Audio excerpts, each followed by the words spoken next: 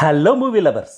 నాని హీరోగా వచ్చిన దసరా మూవీలో విలన్గా గుర్తింపు తెచ్చుకున్న షైన్ టామ్ చాకో ప్రధాన పాత్రలో, national award winning director Kamal డైరెక్షన్లో లాస్ట్ ఇయర్ థియేటర్స్లో రిలీజ్ అయిన మలయాళ మూవీ ఇప్పుడు వివేకానందన్ వైరల్ పేరుతో తెలుగులో ఆహా ఓటీటీలో స్ట్రీమింగ్ అవుతుంది. ఈ రొమాంటిక్ థ్రిల్లర్ ఎలా ఉందో ఈ రివ్యూలో చూద్దాం. సినిమా మొత్తం చూశాక సినిమా మీద నాకు వచ్చిన ఫస్ట్ ఒపీనియన్ ఏంటంటే, మూవీలో చెప్పాలనుకున్న మెసేజ్ మంచిదైనా దాన్ని డైరెక్టర్ కమల్ ప్రాపర్గా ఆడియన్స్కి కన్వే చేయలేకపోయాడు అని.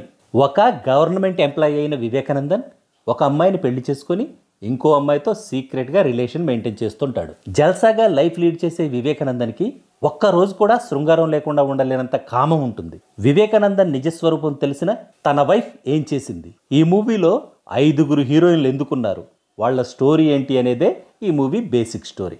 షైన్ టామ్ చాకోతో పాటు మిగతా యాక్టర్స్ అందరి యాక్టింగ్ బాగున్నా బూతు సీన్లు ఎక్కువగా ఉండడం, కామెడీ కానీ ఎంటర్టైన్మెంట్ కానీ లేకపోవడంతో సినిమా చాలా బోర్ కొట్టించింది.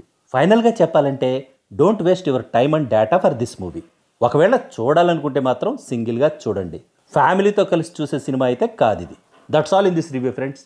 మళ్ళీ నెక్స్ట్ రివ్యూలో కలుసుకుందాం. Thank you for watching.